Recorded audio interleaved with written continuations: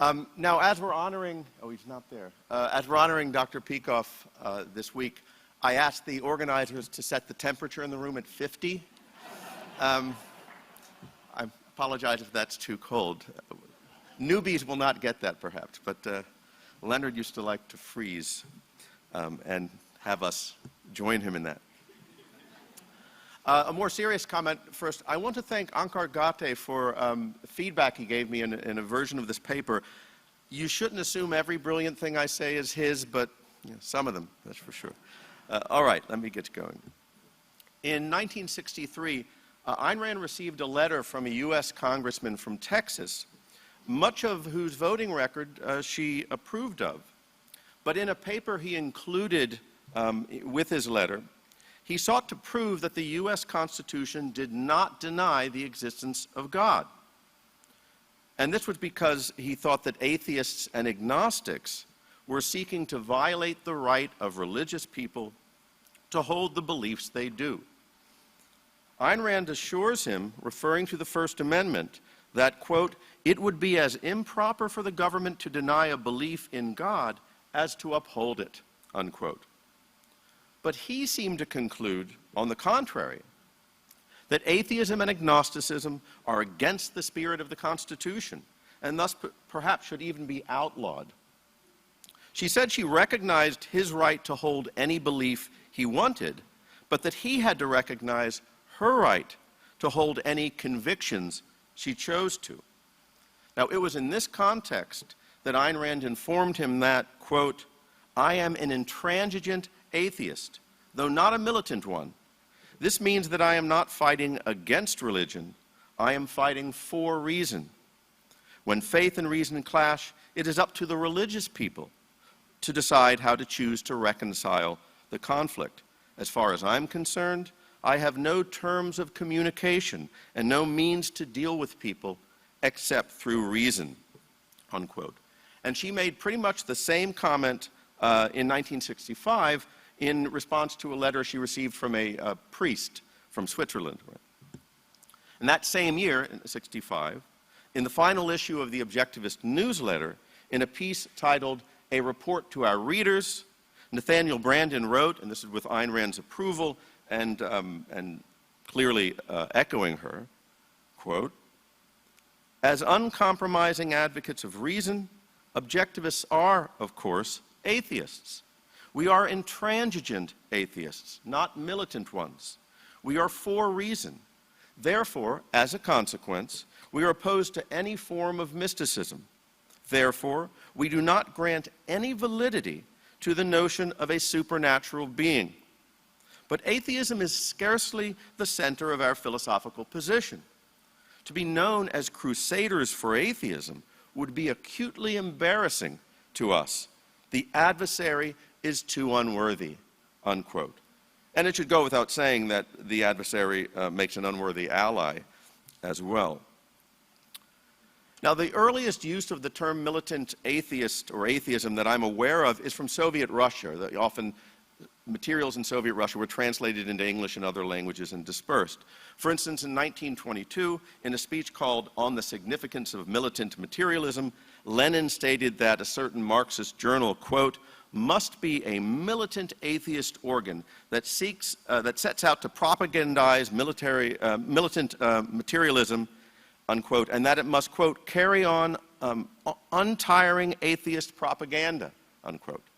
And from 1925 to 47, there was in Soviet Russia a League of Militant Atheists, which, quote, aimed at exterminating religion in all its manifestations and forming an anti-religious scientific mindset among the workers, unquote. Now, Ayn Rand was no doubt aware of this aspect of the Soviet political agenda. The much more widespread use of the term militant atheist in the 1960s America, however, referred pejoratively to people who exclusively and vigorously and maybe obnoxiously fought for atheism. Now, the poster child for this militant atheism was Madalyn Murray O'Hair, who spent her life crusading against things like "In God We Trust" on coins and, more seriously, prayer in public schools. Though she, too, grounded her atheism in Marxism. She actually tried to defect to the Soviet Union, and they wouldn't take her. Too bad. Actually, the end of her life was horrible. But okay, it should be clear to anyone who knows the objectivist political philosophy that Ayn Rand rejected the Marxist notion that it is a proper function of the state to curtail, contain, and ultimately obliterate religion and its institutions, that is, by physical force. And it's also clear why she would find the Madeleine Murray O'Hair approach to cultural change acutely embarrassing, not to say ineffective. Still, I think it's significant that she did not say, I'm an atheist, though not a militant one, right? She said she was an intransigent atheist, that is, an uncompromising one. And part of what makes it intransigent is her refusal to communicate and deal with people except through reason. Now, my main non-ancient Greek philosophy project at the moment is to understand all of the aspects and implications of Ayn Rand's atheism, as well as her views on religion. And further, to consider what objectivism implies about related issues that she did not discuss, for instance, Pascal's wager and the ontological argument for the existence of God. I'm not going to discuss those two today. Now, this is not because atheism is central to her philosophy. We've just seen that it isn't. But atheism is culturally significant, and atheism and what it opposes. And with the advent of the new atheists, it's kind of in the air, and I think it's an opportunity to look at her distinctive approach to atheism, because doing so, I think, highlights certain features, distinctive features of her positive philosophy. So that's one of the reasons I find this a really interesting topic. Now, in connection with this project, I originally planned to talk at OCON 2020. I think the title I gave it was Faith, Shortcut to Knowledge or Short Circuit Destroying the Mind. And that's an allusion, of course, to a line from Galt's speech. And there I intended to discuss Ayn Rand's unique conception of faith and its destructive effect on human cognition. And I'd like to get to that at some point. But that OCON was canceled, of course. And now, as it happened, at around the same time, well, maybe a little earlier in late 2019, I was given the opportunity to present a paper as part of a panel on Ayn Rand held at a conference on women in the history of philosophy, sponsored by the prestigious British Society for the History of Philosophy. And I proposed to speak about Ayn Rand on atheism. And after a postponement of a year owing to COVID, I did eventually give that lecture via Zoom this past April. And Jim Lennox, Greg Salmeri, and Ben Baer were also on the panel. My goal was not to build bridges and underscore the similarities between Ayn Rand and academic atheists. On the contrary, what I tried to show was not only her reasons for rejecting theism, but her significant differences from other atheists in doing so. Right. But I only had 20 minutes, and I had to abridge and cut a lot, as there was much more that I wanted to say. So when I got to thinking about OCON 2021, I decided that rather than return to the proposed lecture on faith, I would instead expand on that earlier lecture and present on this subject. So here I am. Now, one more thing which is related to why I'm mentioning all of this. Some people have assumed, perhaps not unreasonably, that I chose to speak on this topic, at least in part, in answer to the Craig Biddle, Dennis Prager fireside chat on God and Ayn Rand. That's not true at all. I proposed the topic to the British Society earlier than that. I was interested in working on this material long before that discussion. And while that fact might well have been a factor in the intensity of my visceral reaction, a negative reaction to that discussion, it has nothing to do with my choice of topic today. All right. Now, in an interview that Ayn Rand gave in the 1960s, she reported that when she was 13, she wrote in her journal, quote, "Today I decided to be an atheist," unquote. She also named her two reasons for coming to this decision in a nutshell. One, quote, "It's rationally untenable," unquote. And two, it's, quote, degrading to man, unquote. That is, she said, on the first point, that very early on, she had the idea that one needs to give reasons for what one believes, and no one could give her reasons demonstrating that God exists, which she concluded was, quote, obviously an invention, unquote. And second, by degrading to man, she meant that theism made human beings imperfect by their very nature compared to this purportedly perfect God, right? And that it undercut our ability to pursue genuine ideals here and values here of our own here on earth, right? Now, Ayn Rand's continued rejection of theism and religion, that's beyond the age of 13, right, and certainly in her fiction and nonfiction, can usefully be divided, I think, according to these two basic reasons, though, of course, they're interconnected. Now, I've previously discussed the second reason in my 2014 OCON lecture, Ayn Rand's Sacred Atheism. And in this connection, I would also recommend Ankar Gatte's essay, Finding Morality and Happiness Without God, which is in May 2018 issue of New Ideal. 2 years ago when I lectured, I was able to read my material without any difficulty, and now it's less so. So I think the only conclusion I can come to is the lectern is getting a little lower. It can't be my eyesight, right? Anyway, so I'm tempted to use the reading glasses, but I'm going to try to go without it, and we'll see what happens next year.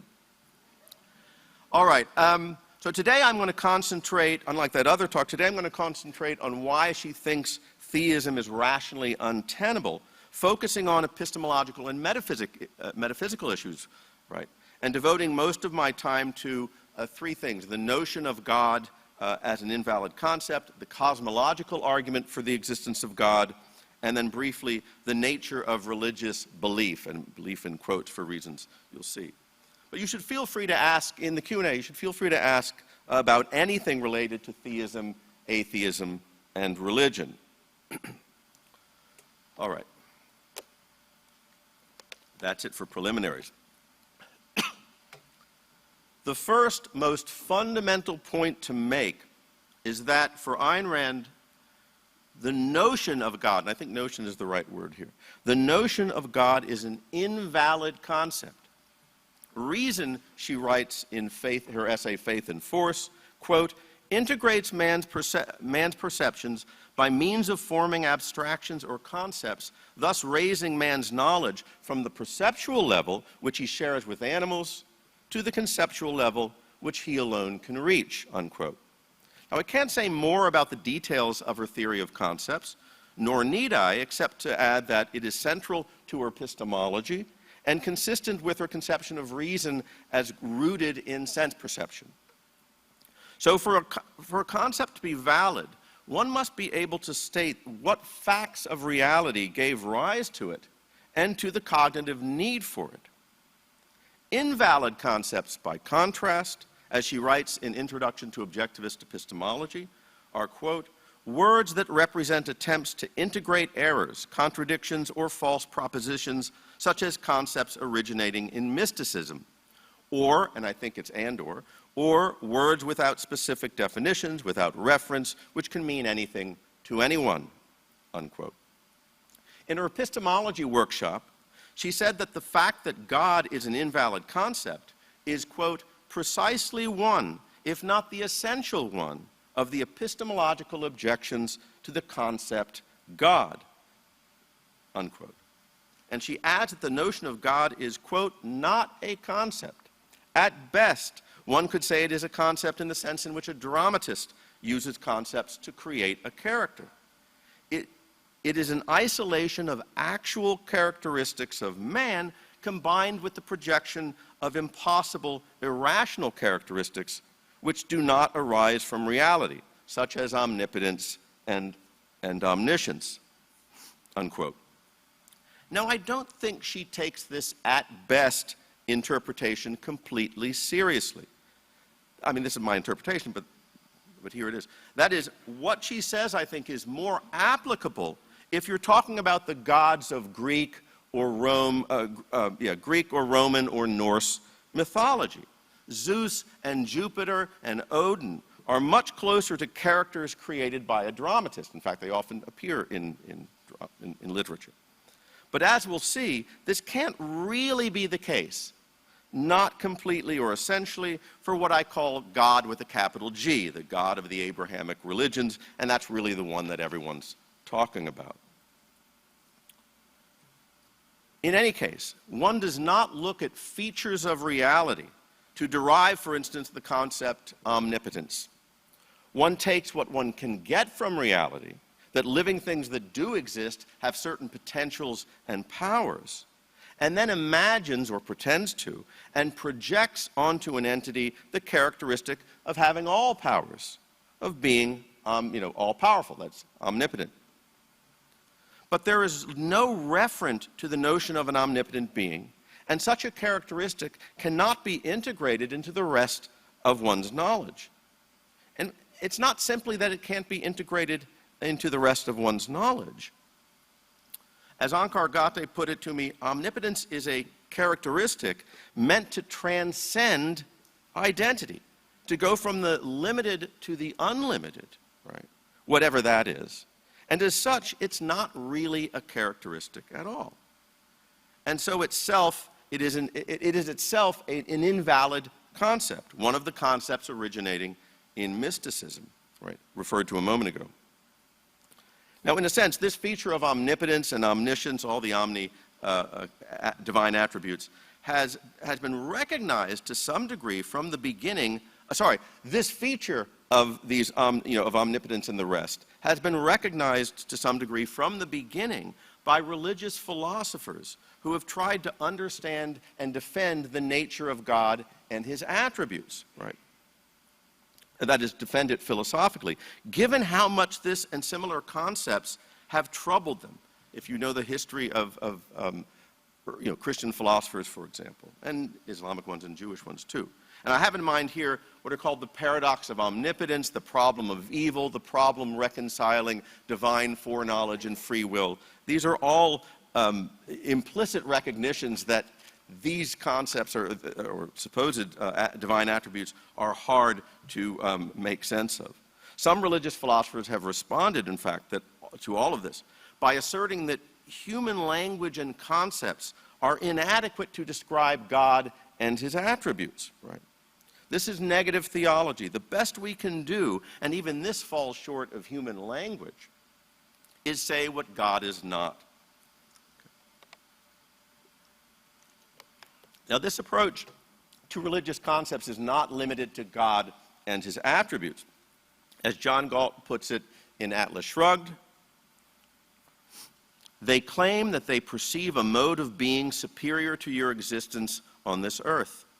The mystics of spirit call it another dimension, which consists of denying dimensions. The mystics of muscle, Marxists, call it the future, which consists of denying the present. To exist is to possess identity. What identity are they able to give to their superior realm? They keep telling you what it is not, but never tell you what it is. All their identifications consist of negating. God is that which no human mind can know, they say, and proceed to demand that you consider it knowledge. God is non-man, heaven is non-earth, soul is non-body, virtue is non-profit, A is non-A, perception is non-sensory, knowledge is non-reason. Their definitions are not acts of defining, but of wiping out, unquote. Now, the notion of a supernatural heaven does not function to identify rationally some other realm which we can, with rational mental effort, grasp, right? Understand and connect to the rest of our knowledge, like a distant galaxy or the subatomic level, right? It is supposed to be a realm with no dimensions, which sounds very much like no realm at all. So it functions to downplay, erase, make less real this realm, the only one there is, reality, right? In Objectivism, the Philosophy of Ayn Rand, the book we're celebrating this week, Leonard Peikoff puts it this way, quote, "The idea of the supernatural is an assault on everything man knows about reality. It is a contradiction of every essential of a rational metaphysics. It represents a rejection of the basic axioms of philosophy, or, in the case of primitive man, a failure to grasp them, unquote. And the contrast between primitive and non-primitive is important, and I'll return to it. The notion of an omnipotent being, for instance, does not add to our knowledge of things that exist, and neither does it represent a rational but mistaken attempt to get at what exists. Rather, it undercuts our hold on existence and identity, and its identity, and on objectivity. Dr. Peikoff asks, in the course of describing objectivism's rejection of the traditional notion of God, he asks, is God omnipotent? And he answers, quote, nothing and no one can alter the metaphysically given, unquote. But the net result of answering yes to this question is that one holds, at least implicitly or partially, that something can and does alter the metaphysically given, that the metaphysical is not a given, and that a reality that is not an absolute is in fact the motive or aim of this view, at least among those who are not primitive or utterly passive and unthinking when it comes to their religious convictions. And I'll have more to say on these motives later. The upshot of this is that Ayn Rand's rejection of the validity of the very notion of God forestalls or the fundamental question at the center of religion and at the foundations of what's called the philosophy of religion. Is there a God? Such an inquiry does not get off the ground. Now, this distinguishes her not only from theists, but from a whole host of academic atheists. For instance, J.L. Mackie, who in his book, The Miracle of Theism, states, quote, the question whether there is or is not a God is a genuine, meaningful question. Neither the affirmative nor the negative answer is obviously right. But the issue is not so obscure that relevant considerations of argument and evidence cannot be brought to bear upon it, unquote. So he's not an agnostic, and upon the due consideration of argument and evidence, he thinks the answer happens to be no. There is no God. There is not a God. According to Ayn Rand, by contrast, the question, is there a God, is radically different from, for example, my example, is there microbial life on Mars, or was there? This latter, as I understand it, represents an hypothesis rooted in empirical data and reasoning, and raised in the context of an astonishing amount of scientific knowledge. Moreover, each concept or object in the question is perfectly valid and anchored in reality. Microbial, life, Mars, existence. Is there a God, by contrast, is an arbitrary question about an invalid and inherently contradictory notion. All of the arguments for the existence of God are non-starters on this view, and for the reasons given. When confronted with the question, is there a God, one should first of all make that clear, certainly if one is claiming to present Ayn Rand's views on the subject. But one can, as a courtesy, so to speak, also level further objections against the arguments for the existence of God. And that's true whenever one goes beyond dismissing the arbitrary as arbitrary. But it is always, in a sense, a courtesy.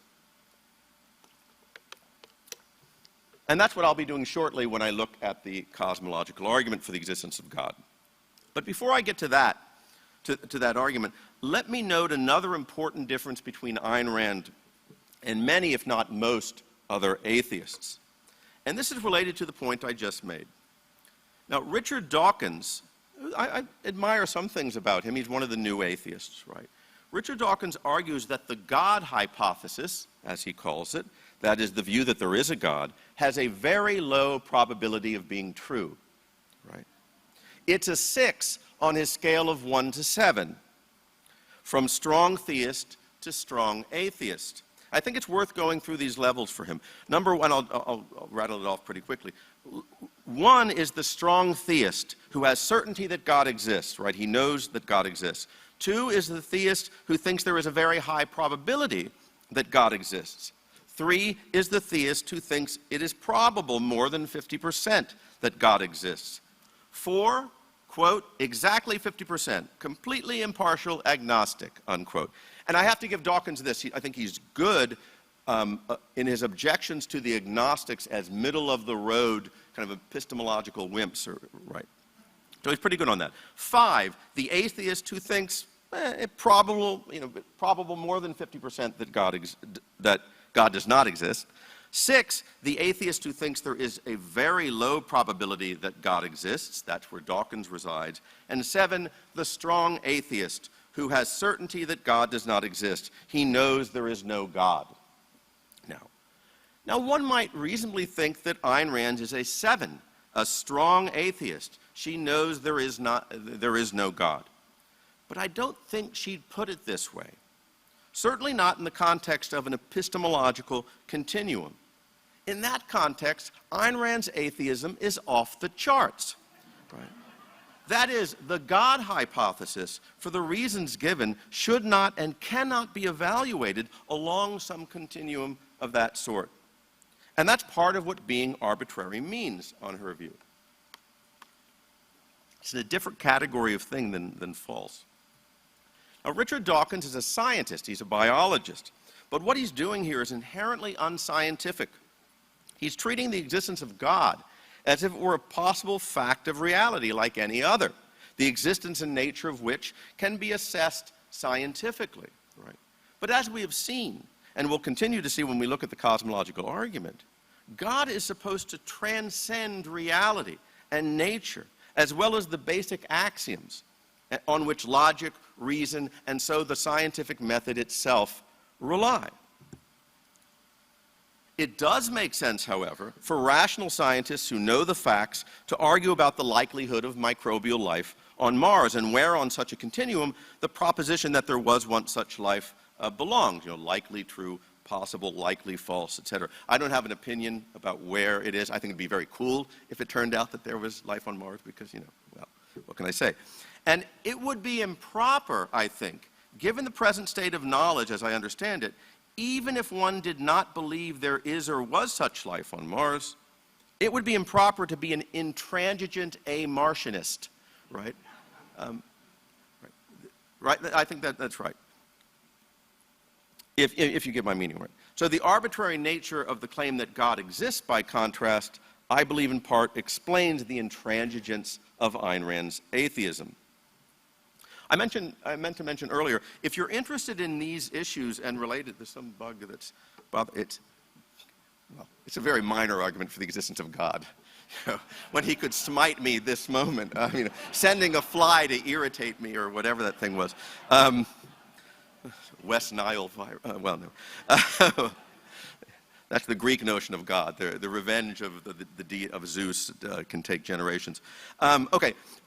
More serious. I meant to recommend, if you're interested in these issues, Jim Lennox has an entry on Ayn Rand and objectivism in the forthcoming Cambridge History of Atheism, which I checked on. According to Amazon, it's due out in October, but I've seen proofs of it, and it's nearly existent, you might say. So keep a lookout for that if these issues are interesting to you. Okay, now let's get to the cosmological argument for the existence of God. The two main arguments for the existence of God are the cosmological and teleological arguments. They involve the rejection of two of the basic axioms of reality: the axiom of existence, existence exists, and the law of identity, A is A. To be is to be something. The cosmological argument demands that we explain why existence exists. Right? The teleological argument demands that we explain why existence has the identity, the order that it does. Now, I'm going to focus today on the cosmological argument and on those of Ayn Rand's objections that are and on those of Ayn Rand's objections that are fairly distinctive, right? She no doubt accepted some of the standard objections as well. Now, this focus on what's distinctive to her will, among other things, further illustrate the improper ways in which the notion of God is formed from the perspective of her view of what constitutes an invalid concept. Now, I could give the same kind of attention to the teleological argument, and I hope I have a chance to do so one day. Now, most cosmological arguments claim or imply that existence itself requires an explanation, owing to its supposed contingency, or the change or motion that occurs within it, which come to the same thing. And I'm not going to be concerned too much with these variations. Now, here's a very naive version, and though common version, of the argument. Everything that exists has a cause. The universe exists. Therefore, the universe has a cause. God, right? And I even, when I discuss this with my students, I grant, if you can prove there's some entity outside the universe that brought it, I'll grant you can call it God, right? So I'm not going to bother about that. A cruder version of this argument is implied in the question, if there is no God, who created the universe, right? Now, this is completely self-defeating. According to its first premise, everything that exists has a cause. God, too, must have a cause. So we can ask, who caused God? Which reduces the argument to self-contradiction if the reply is, as it usually is, that God's not the kind of being that needs a cause.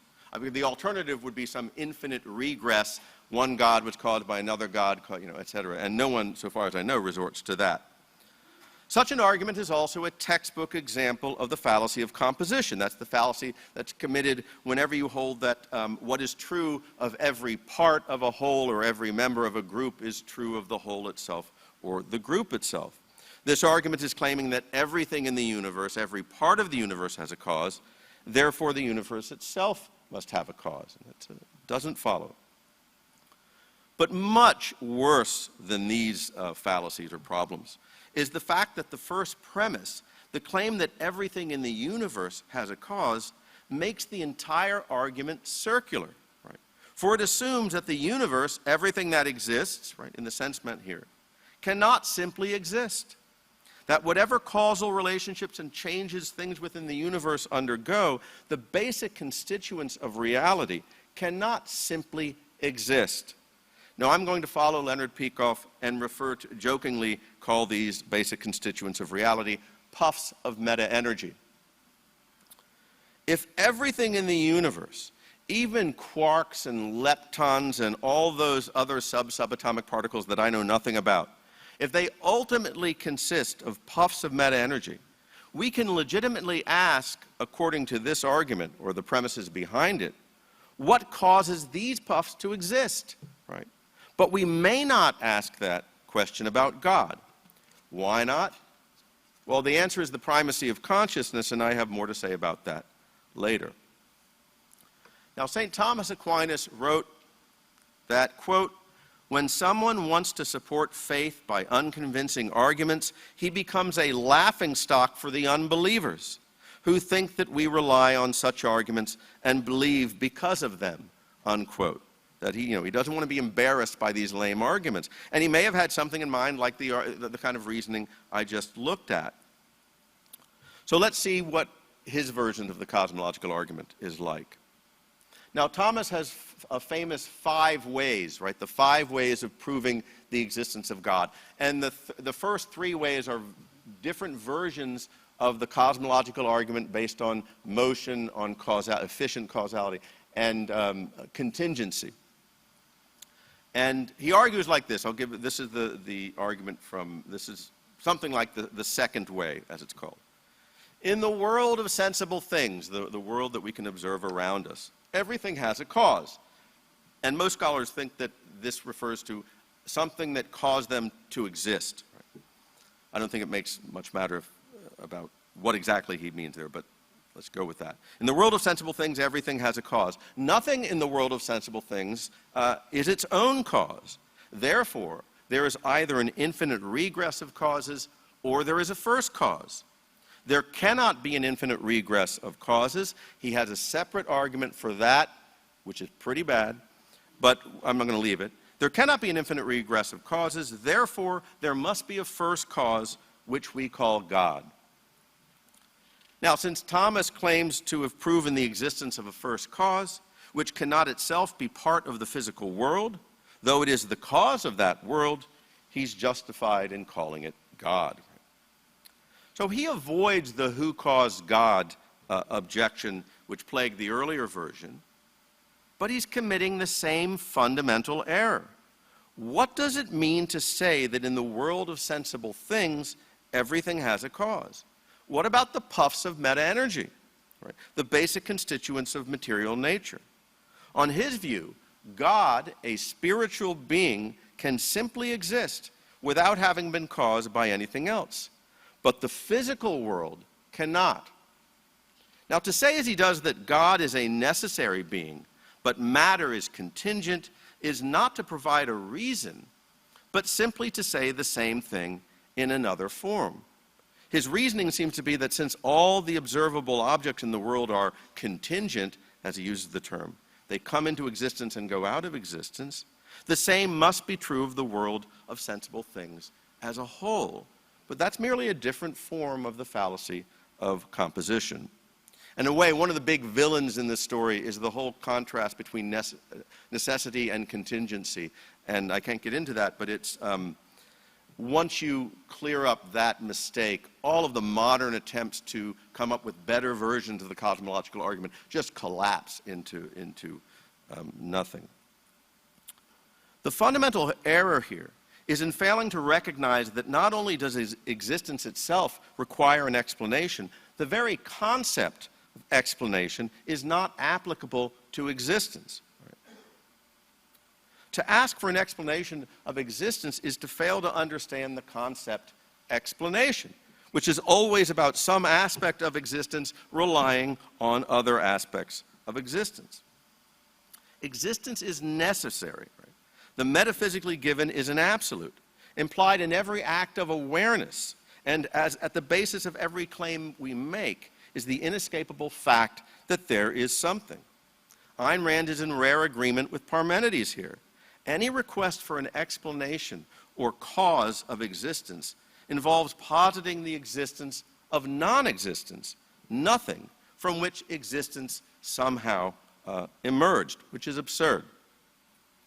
In her essay, The Metaphysical versus the Man-Made, which is really a seminal text here, she writes, quote, "To grasp the axiom that existence exists means to grasp the fact that nature, that is, the universe as a whole, cannot be created or annihilated, that it cannot come into or go out of existence," unquote. Our starting point, in a sense, the basic axiom, is that existence exists. And existence is reality, nature, the universe. Now, one might reply, nature or the universe are only physical reality. So what caused physical reality? The philosopher John Hospers asked Ayn Rand just such a question.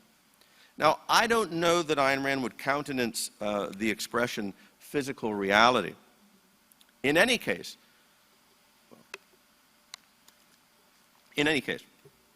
we do form the concepts physical and matter, for instance, legitimately, because we need to contrast them from phenomena and concepts of consciousness, from the concept mental, say, or awareness. Right?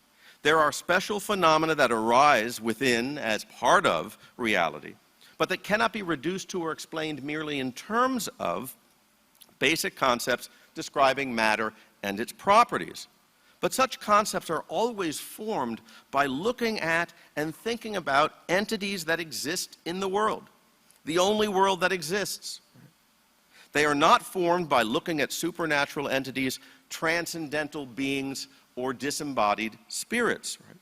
Consciousness, awareness, etc., are always inextricably connected to bodies, and they are always of what exists.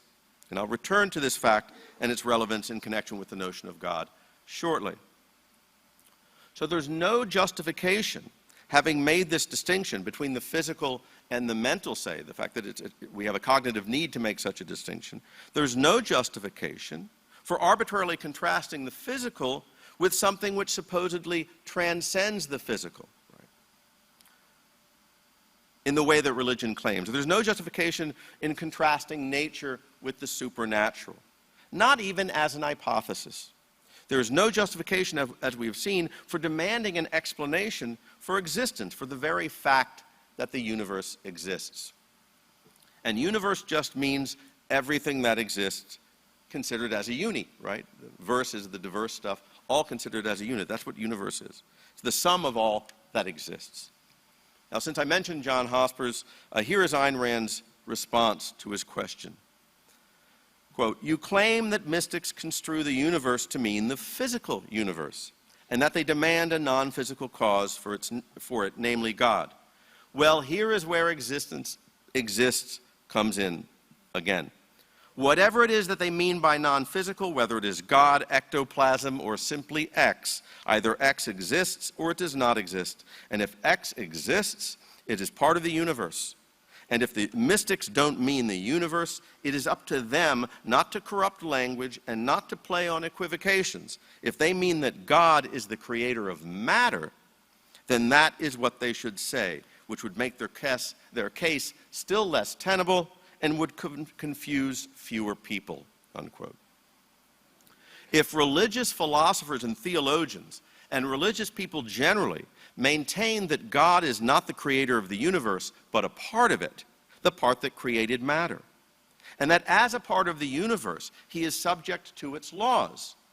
That is, he has a specific, that is, a finite or limited identity, like everything else in the universe, and that he created matter in a manner ultimately discoverable by human reason, like every other process or causal relationship in the universe, however complex. If they said all of that, it would destroy religion. It would basically be like Aristotle's God. I take it this is the point that Dr. Peikoff is making in OPAR, only more emphatically. Quote, "A God susceptible of proof would wither and starve the spirit of mysticism. Such an entity would be finite and limited. It would be one thing among others within the universe, a thing bound by identity and causality, capable of being integrated without contradiction into man's cognitive context, incompatible with miracles, revelations, and the other paraphernalia. Such an entity would not be an ineffable mystery transcending nature and science. It would be a part of nature to be studied by science, and it would be of no use whatever to a mystic," unquote. And this again, it raises the question, well, what motivates these people to believe these things? More later. Now, to return to the cosmological argument, every version of the argument is a failure to recognize that existence exists and that the fact of existence does not require an explanation because it is the base of all explanations. Right? In Atlas Shrugged, John Galt states that, quote, "When a savage who has not learned to speak declares that existence must be proved, he is asking you to prove it by means of non-existence," unquote. Now, there's an apparent contradiction in referring to someone who has not learned to speak, declaring something, right?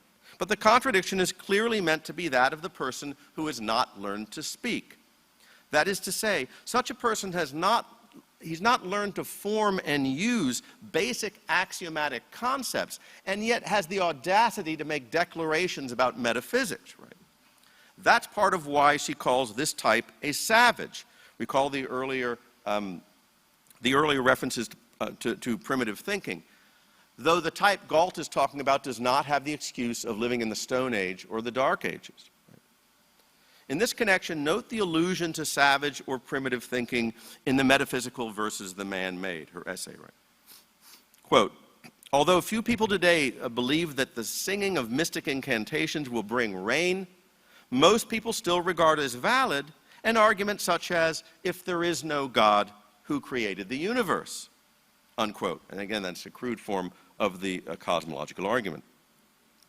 On Ayn Rand's view, the idea that the universe requires a consciousness as a cause to explain it involves the same primitive thinking, only worse, than that led humans in the past to posit gods to explain rain and lightning and earthquakes, etc. and one can project why primitive man came to think this way. Aside from what's self-evident through sense perception, right, the one form of causality they have any familiarity with or first-hand knowledge of is human agency. A human being needs a fire and builds one.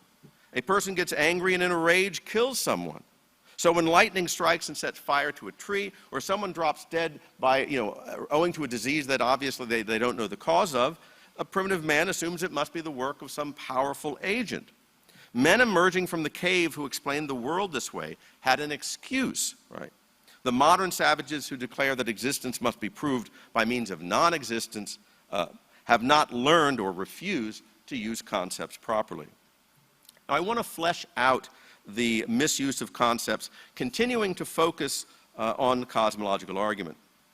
Such arguments generally attempt to prove that there is a creator God, and the idea that God created the universe is understood to mean, at least traditionally, that before the creation of the universe, there existed nothing except for a God, an incorporeal mind, spirit, consciousness. But this involves an erroneous understanding and application of the concepts consciousness, creation, and nothing. Consciousness, as I've indicated, understood properly, is, quote, the faculty of perceiving that which exists, unquote. It is by its very nature an awareness of what exists, of some aspect of what exists. But this makes the notion of a God that is pure consciousness existing prior to creation incoherent. Again, quoting from Galt's speech, if nothing exists, there can be no consciousness. A consciousness with nothing to be conscious of is a contradiction in terms. A consciousness conscious of nothing but itself is a contradiction in terms. Before it could identify itself as consciousness, it had to be conscious of something, unquote.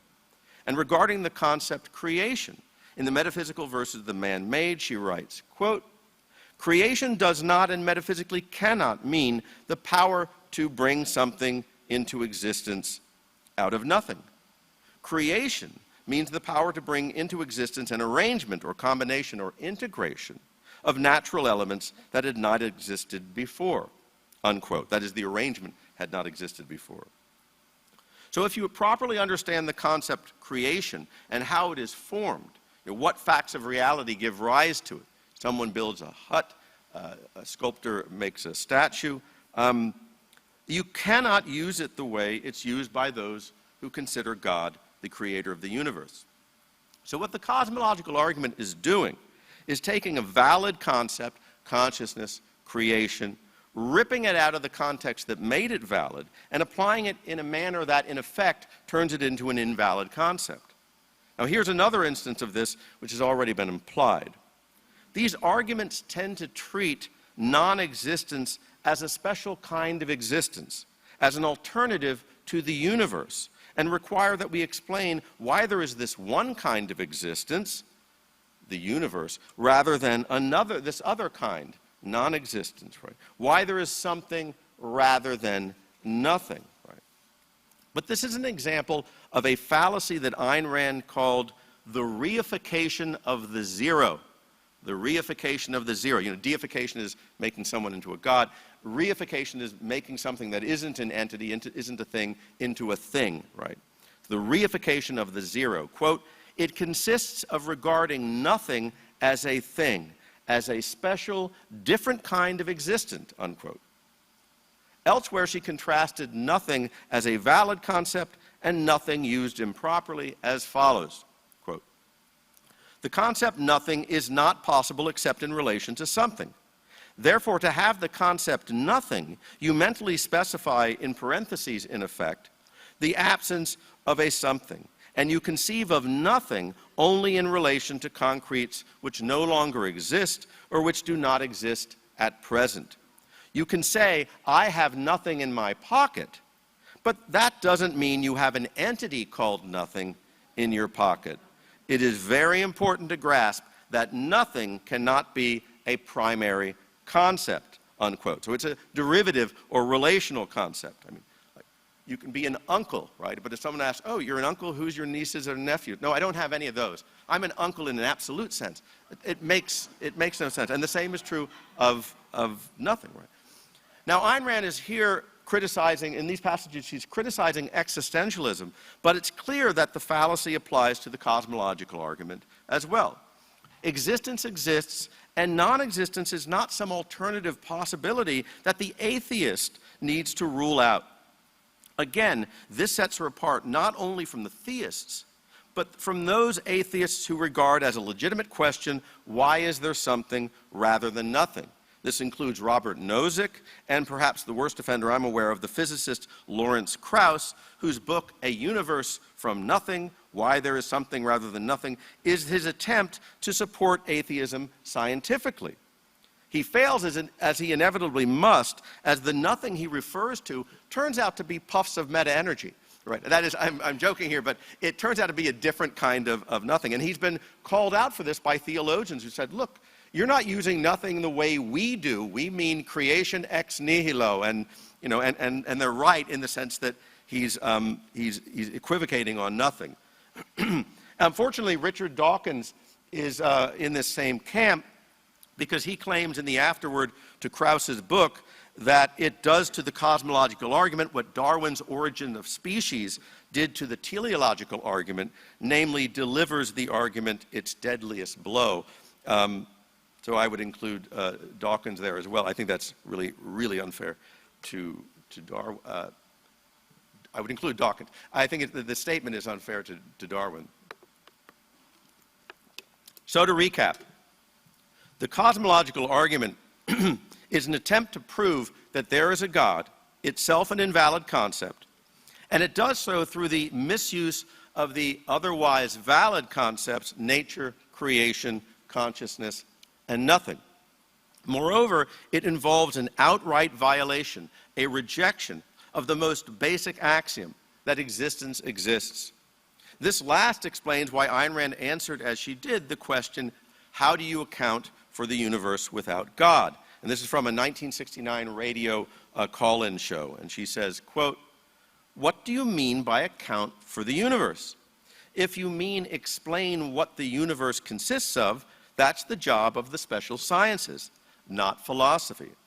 But if you mean explain the existence of the universe, my reply is the universe does not need an explanation. Universe means everything that exists, but everything that exists requires no explanation. Existence exists, and only existence exists. Existence as such does not, if you're doing a drinking game and you chose existence, man, you're out of it by now. Existence as such does not require an explanation. It requires study. We need to know what exists and the nature of what exists. But the attempt to explain the source of existence of the universe involves a contradiction. Where do you stand intellectually if you attempt to explain existence? You, the observer, are part of existence, unquote. And this is precisely the position of someone who fails to understand the concept explanation, as I described earlier. It's the savage who has not learned to speak, but who declares that existence must be proved. I want now to look briefly at what all of this implies about religious belief. Right? So a different issue. I mean, clearly related.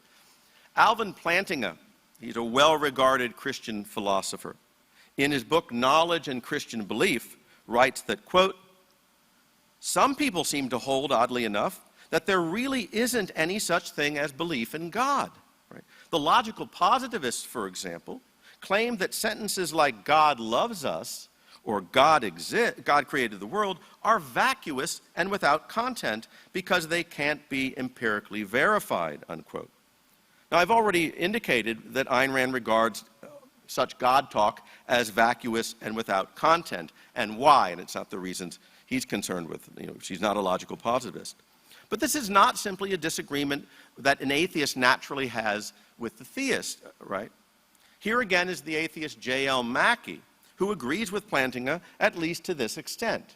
Quote, it is sometimes doubted whether such traditional descriptions of God can be literally meaningful. But there's really no problem about this. Knowing what it is to be present in one place, we can form the concept of a spirit who is present everywhere. Omnipresence, right? Similarly, we can form the concept of creating something where there was nothing, unquote. Mackey is able to hold this preposterous view because he believes that what justifies these claims is our ability to imagine something, right? Other philosophers have the same view, but they speak in terms of conceivability, right?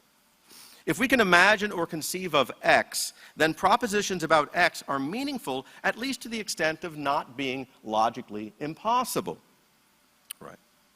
But this, as Leonard Peikoff puts it, is to confuse metaphysics and Walt Disney. This is from his seminal essay, The Analytic-Synthetic Dichotomy.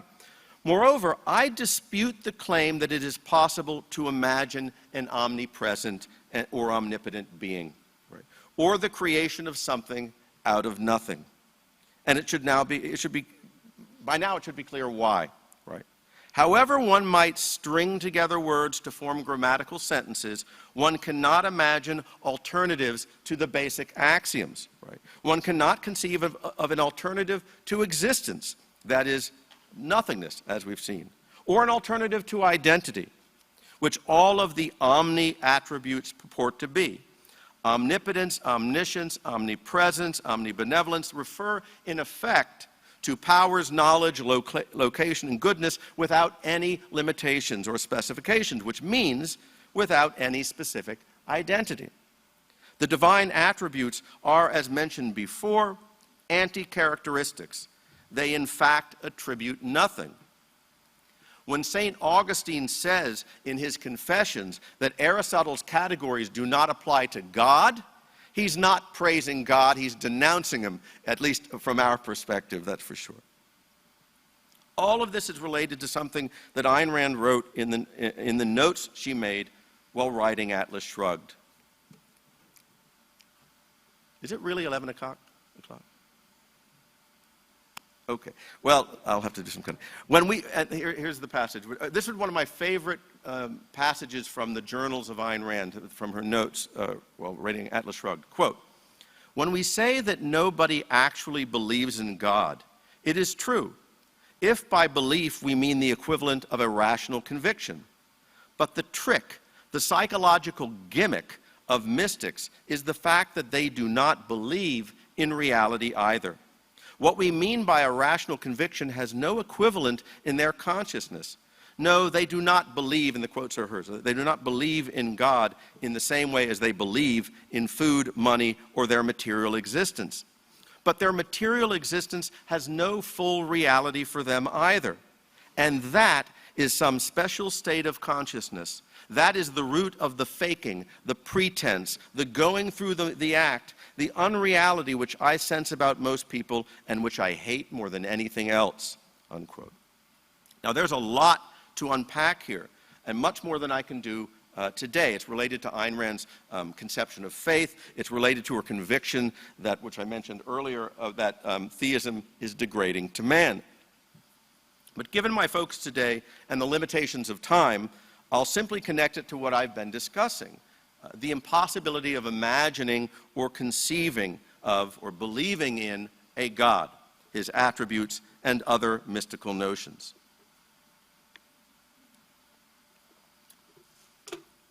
You can mistakenly believe that a person you thought was an ally was a good person. You can irrationally evade and believe that some person in your life doesn't have a drinking problem, when he does. But there is a real content to such a mistaken or even irrational belief, in the sense that the idea of a good person or a person without a drinking problem is perfectly coherent. But you cannot believe in an omnipotent being, as I've, in the way I've hopefully made clear. You can mistakenly believe that there's a restaurant around the corner. Right? Your memory is faulty. And you can irrationally evade and believe that in Afghanistan under a more moderate Taliban will be a place where the rights of women are respected. I'm stretching it here, but play along. But you cannot really believe, not even irrationally and evasively, in an afterlife. Right? This is where Leonard Peikoff's metaphysics versus Walt Disney distinction is important. To imagine yourself somewhat translucent, sitting on what looks like a cloud, talking to Ian McKellen dressed as Gandalf, that is not what a coherent belief in the afterlife in the presence of God might look like. There is no such thing. And many religious people, in effect, agree. They'll claim that they don't believe in an afterlife in the normal sense of belief. They have faith that there is one. That is, they hope that there is. But the hope for another dimension, which it lacks dimensions, is a false hope, to put it mildly. So if I were asked, don't you wish there was a God? I would respond that it's a nonsensical question. It's like being asked, don't you wish you owned a square circle that granted wishes? I don't know how to respond to that. Can't you just give me the wishes? Or, ask me what I wish for? What would an affirmative answer mean? And if I were asked, don't you wish there was an afterlife? I'd give the same answer, right? Unless I would point out the questioner had in mind the pagan Greek conception of an afterlife, where a shadow of yourself went at least to a geographically located, location. You can see a map of the world of the Odyssey, for example. You go west, past the river Styx, there's Hades, right? But then I would give the same answer that Achilles gave to Odysseus there. Quote, I would choose to be bound to the soil, the servant of another, than to be lord over all the dead who have perished, unquote. This earth is the only realm in which one can achieve values, and I don't dream or hypothesize about another. Once it became clear that I was an atheist, my mom one year, she gave me this mug with a Far Side comic, and it has an angel sitting on a cloud, and the line underneath was, wish I brought a magazine. And I think that's my idea of, if you try to conceive of heaven, it's not, it's not Tahiti without disease or something. Okay. I got to get going. There's no such thing. Okay. Where am I? All right. When I first read the novels of Ayn Rand and started studying objectivism, I got that there was a lot of dishonesty and evasion and irrationality in the world. But I couldn't wrap my head around the idea that people would reject the axioms of existence and identity. They're too basic and too obviously true. So it was a little strange to me that they had such prominence in Atlas Shrugged, right? I learned that there were some mystics who claimed that the concept of existence didn't apply to God, and Buddhists have weird views of existence or something like that, and that there's some philosophers even rejected the law of non-contradiction, and certain theologians reject this notion, right? But still, I wondered who outside the strange worlds of academia and theology could seriously question the existence, that existence exists and A is A. Well, it turns out most of our neighbors do, right? To some extent, some of the time, to the extent that they believe in God and heaven and all the rest. But why do people hold such beliefs? I got to cut a bit here, sorry. Ayn Rand gives a succinct answer to the question, at one level, so to speak, in the metaphysical versus the man-made, while at the same time indicating what most of all distinguishes her from all atheists and from all theists and most atheists. It's, quote, the basic metaphysical issue that lies at the root of any system of philosophy, she says, is the primacy of existence or the primacy of consciousness, unquote. Now, I had a page-and-a-half discussion of that, which I'm going to have to cut. All I'll just say, I recommend highly that you read The Metaphysical versus the Man-Made and the discussion of the primacy of existence and the primacy of consciousness. Okay.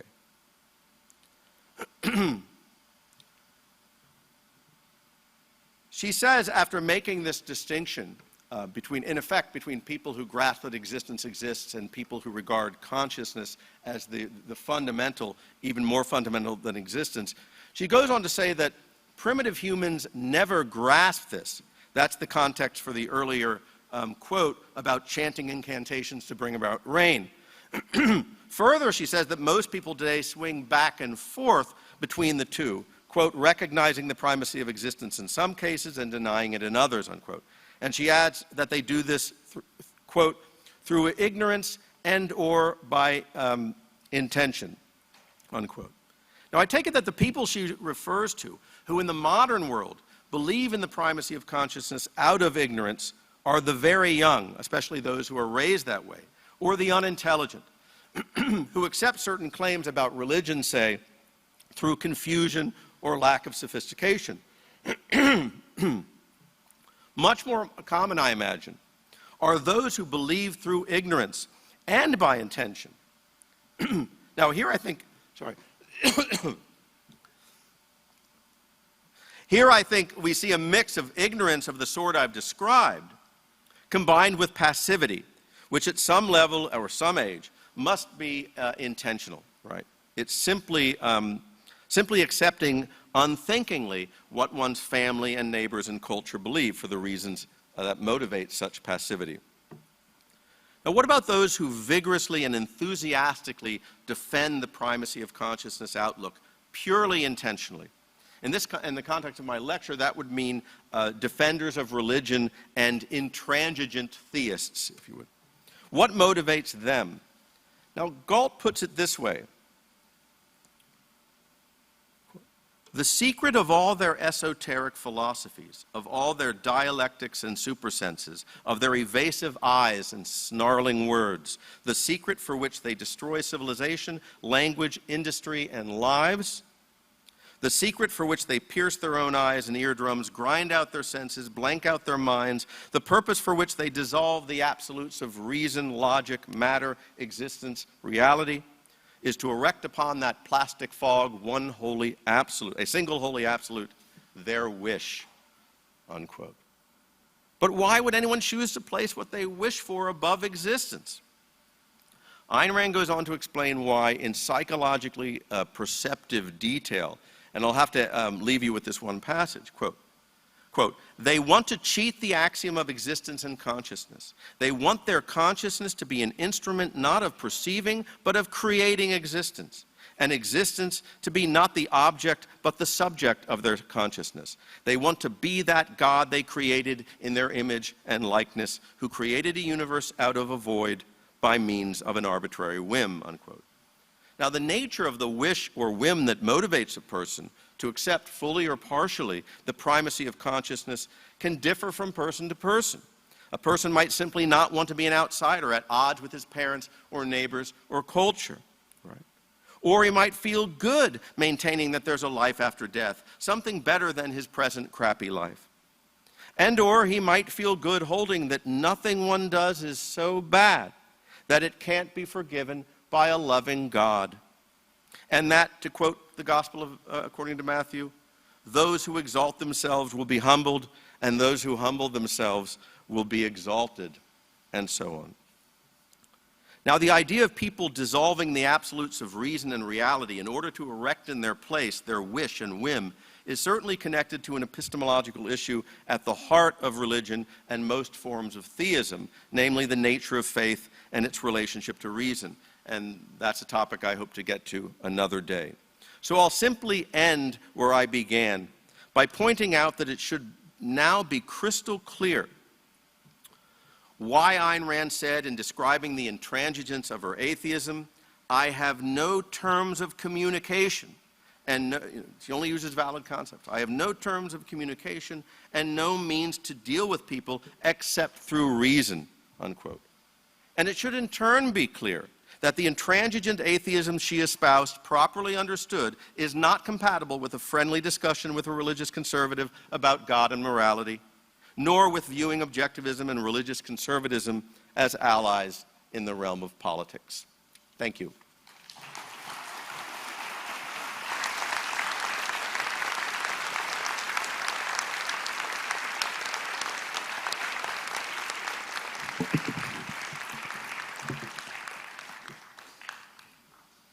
Yes. Given Ayn Rand's intransigent atheism, do you think there's any contradiction, perhaps, in her high esteem for an author like Victor Hugo, with whom she would have disagreed about the existence of God, or with somebody more modern like Barry Goldwater? I don't think there's a contradiction, particularly in the case of Goldwater. She made very clear what she admired about him. And I mean, let's face it, if you look at the range of the religiosity of conservatives, Goldwater is pretty, I mean, she was bothered by the fact that he was mentioning religion and faith in his writings, and in The Conscience of a Conservative, which she read. She was bothered by that and wrote to him about that. But he's also the same guy who said every good conservative, or maybe he said American, should kick Jerry Falwell in the ass or something along those lines. So he abhorred the moral majority. So I think he's a pretty easy case. He's a mixed person, and mixtures can be of many different kinds. Some church on Sunday, not very deeply, keeps it out of his public life, that kind of politician, most of them. So that I don't think was now, in the case of Victor Hugo, he's a Christian. He's certainly his own kinds of Christian. There's going to be aspects of his Christianity that she's not going to like, that's for sure. But he was such a brilliant novelist, a brilliant creator of plots, and he had such a profound respect for the stature of human beings that the Christianity, I don't think, mattered in what she loved. Now, she didn't love him qua promoter of Christianity, and I don't know that she ever, what her views were on that topic. I mean, part of what I see going on in his novels, in Les Miserables, for example, is he wants to make Christianity in tune with the Enlightenment. Now, I think that's a contradiction. But it's better, I mean, if you read those, when he climbs that wall and he ends up in that convent, he doesn't just say, okay, it's a nice place with religious people. He goes into great detail about this does not fit the 19th century and the progress that we're seeing in the West. So he was a special kind of Christian. Thank you. Okay, so yeah, I would put it, I don't think it's a contradiction on her part. I think she recognizes that he was not philosophically, and she even says she disagrees with most of his philosophy, but that was such a minor thing, particularly since he wasn't a philosopher, compared to, in light of how great he was as a novelist. Yes? Thank you, Professor Mayhew. How would you respond in an objective way to the fact that energy cannot be destroyed, it only can be transformed? So in the matter of consciousness, once consciousness exists, even if the physical body dies, that energy that moves the consciousness can be transformed. I don't have a response to that, but except to say that I don't see any evidence for that. Like, for example, if you set a tree on fire, there's some kind of dispersal of energy, but I wouldn't say that the soul of the tree or what made the tree a living thing went on somewhere. Yeah, I just don't see any evidence for it. When, the cat dies, it's not as if there's no reason to think that the soul of the cat, S-O-U-L, went on some. If you're talking about a human being, I don't. First of all, we'd have to know exactly what consciousness is in its relationship to the body, and I think there are all kinds of cases where things have a certain nature, they're destroyed, and energy is dispersed. But that doesn't mean there's anything like, So if I'm struck down here, that somehow my memories, my values, my ideas would survive in some form. Because whatever else we can say about consciousness, and it may not be reducible to matter and to the properties of matter. You can't just explain it in material terms. It seems to be intimately connected to the body. So you would have to have, I would say the onus of proof is on the person who wants to defend some kind of dispersal of energy of the kind you describe, and I don't see any of it. And I don't think you can simply refer to the fact that energy cannot be, nothing goes out of existence But all that means is that whatever the basic constituents of reality are, something's always going to stay in existence. That's the best I can do. Thank you. Thank you, Dr. Mayhew. This has been an absolutely fascinating talk, and I had to run to get here because the previous one was also fun. But if you go and talk to, let's say, a Catholic theologian, they will go and say, oh my gosh, you don't actually get my argument. You've misrepresented it somehow. And I'm wondering, especially like, you can look in their book and they'll say, hey, they're just modifying Aristotle. He had this concepts of potentiality and actuality. Is the root of the problem is that they don't even understand this idea that concepts can be invalid? And if that's the case, how can we better teach them and teach ourselves how to identify when we're treating concepts valid when they're not? First of all, I don't think if you're talking to a Catholic theologian at that level, it's not that they haven't read Ayn Rand or lately or whatever. I think they have a certain view they want to be true. And I once heard Thomas criticized, and I don't think it's fair to attribute this to Thomas only, that there are a set of conclusions looking for arguments. Right? And I think that's true. There's a motivation for wanting to massage arguments to reach a conclusion. And they'll even say that. I mean, Thomas says that in the Summa Contra Gentilia and other works of his, that he has his eye on a certain conception of God, including God's existence, and he's going to show why that argument is true. Now, why we can come up with arguments for the existence of the God that's in the Bible. So, I mean, clearly, of the errors they're making, as I've tried to indicate, it's a failure to understand concepts. They're using them invalidly. The really serious ones who try to build on Thomas Aquinas, and I indicated this, they usually they put a lot of stock in what they see as the distinction between contingency and necessity. And they take material reality is contingent by its very nature, and to sustain a view that there is a world at all, we need some necessary being, right? And that's going to turn out to be God. And all their arguments are variations on that. Well, objectivism rejects categorically the distinction between contingency and necessity. Contingency only applies to human beings and their choices, right? So you can't refer to matter as contingent or something. Everything in existence is a matter of necessity. We can kind of bracket off human volitional choices, right? So I can say, whether I'm going to visit you tomorrow depends on whether I get my work done. It's contingent on that. That's fine. But you can't say, try to describe material nature as somehow contingent because trees, that tree didn't exist a year ago and now it does, and in 100 years it won't exist. And that's what they all try to do in all their forms. Existence is just this contingent thing. So that would be a big part of it. But in the end, it's really just, I wouldn't know that I would try to have a civil discussion if I was talking to one, but you can't really have a serious debate about it. They're in a different universe, and I think if you were to explode one set of arguments of theirs, another one would emerge. I recently read a review of a book called, what was it? Contradictory Christ.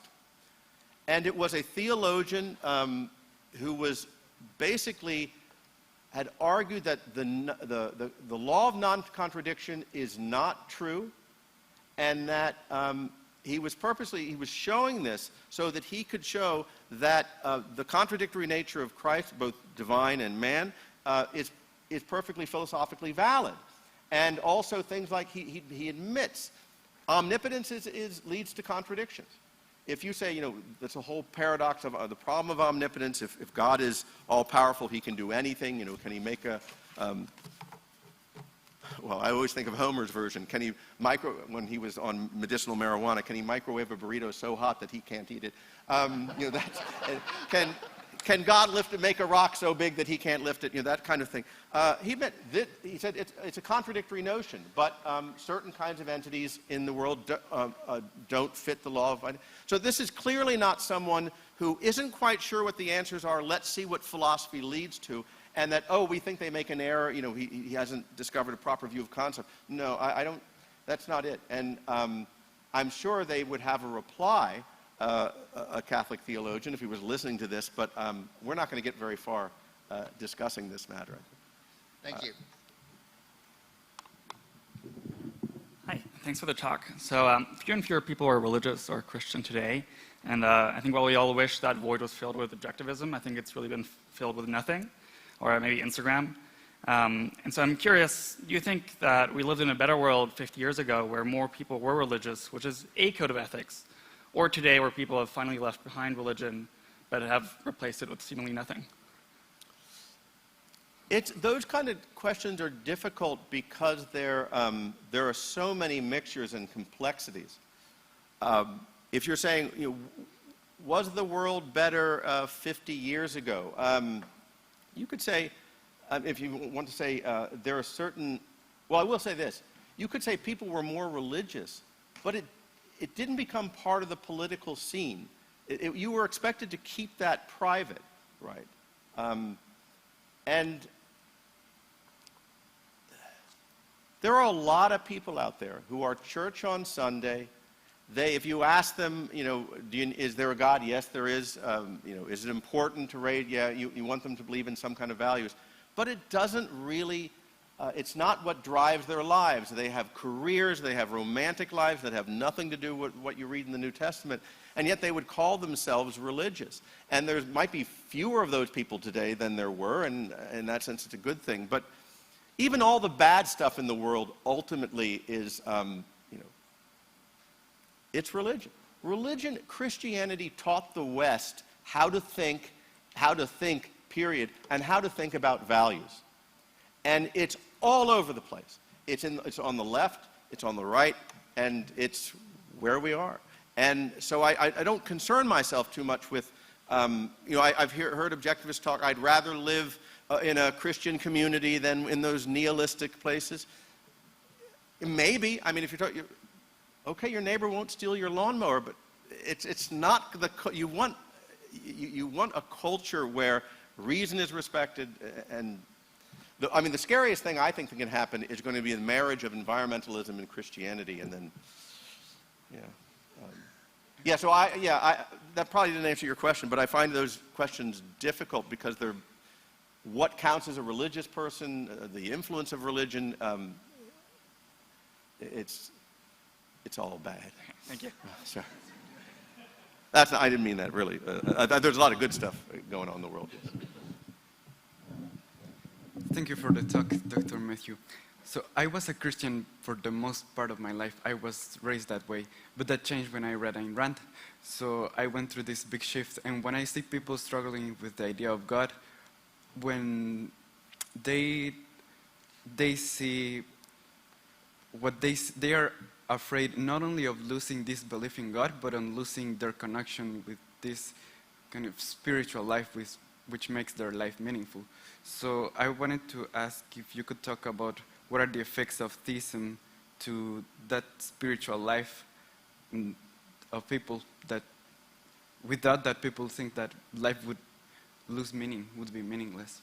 There's a lot of, there's actually, he used to be the president of the American Philosophical Association. Philip Kitcher wrote a work called The Modern Militant Atheists.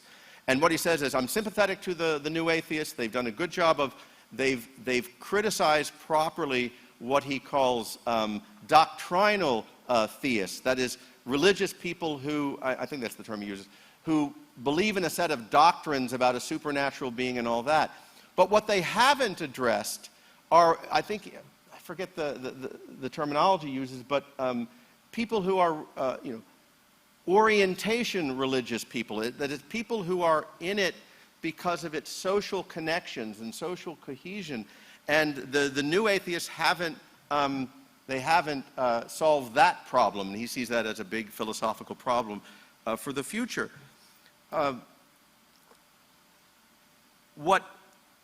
Now, how you would talk to a friend or a family member who had these concerns, and they're legitimate ones, if you think, okay, you wouldn't want to say the stuff I've been saying here necessarily. I mean, it's all context-driven as to how gentle or not you would be.